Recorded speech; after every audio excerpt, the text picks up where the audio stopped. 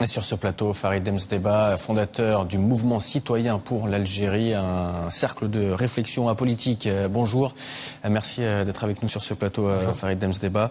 On parle de dizaines de milliers de manifestants dans les rues hier, peut-être aujourd'hui, mais on a peu de chiffres finalement.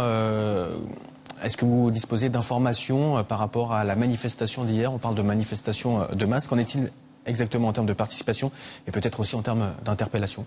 Alors, concernant les chiffres du nombre de manifestants, malheureusement, il n'y a pas en Algérie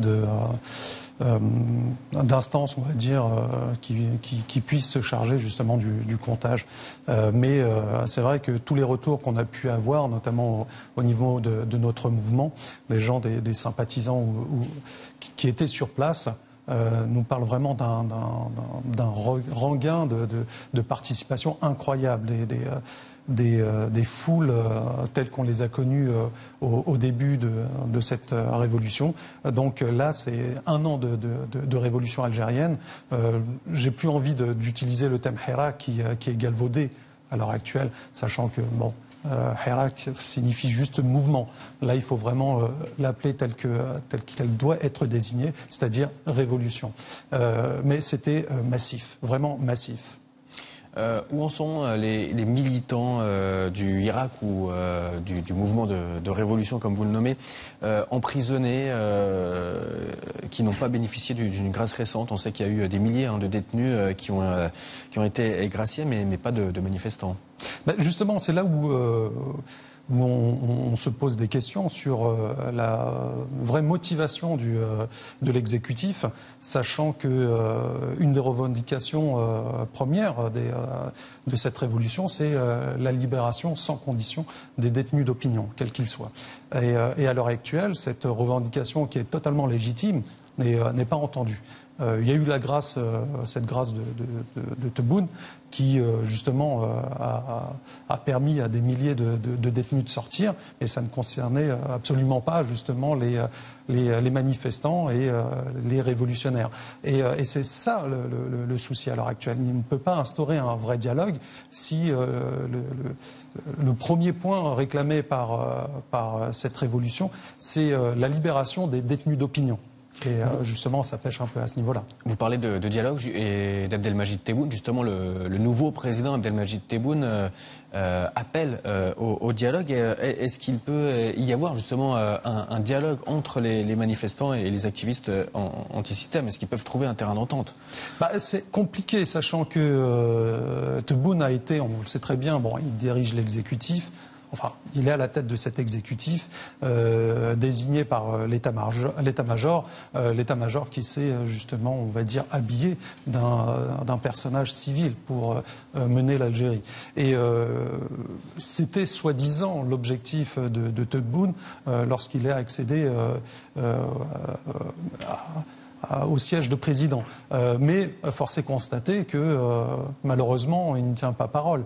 Donc cette main tendue, elle n'est juste de parole, elle n'est pas de fait.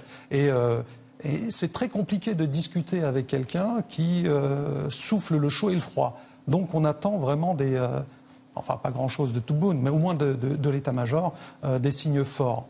Justement, quoi comme signe fort? Parce qu'en un an, on peut quand même tirer un bilan, il y a eu quand même des avancées et il y a quand même aussi des défis à relever. Écoutez, déjà, quel point celui que j'ai abordé dès le début de cet entretien, c'est-à-dire la libération sans condition de tous les détenus d'opinion. Déjà, ça sera un premier début, ça sera un signe fort d'apaisement de cette révolution. Et là, il est au contraire, ils sont en train d'emprisonner à tout va.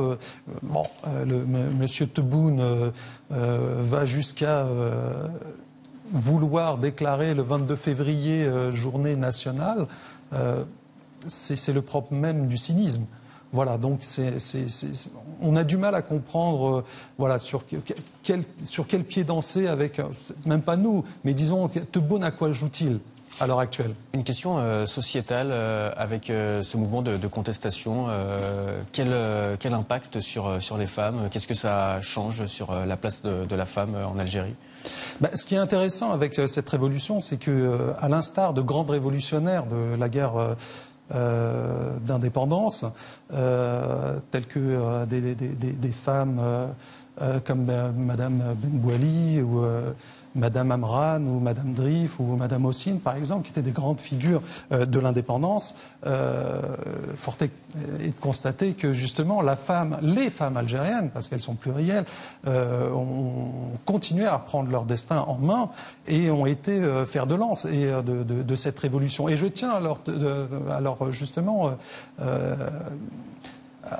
à dire que grâce à elles et à la jeunesse, cette révolution perdure. Et je tiens à leur rendre hommage aujourd'hui pour ces 1 an de révolution. Donc elles font partie prenante de cette révolution.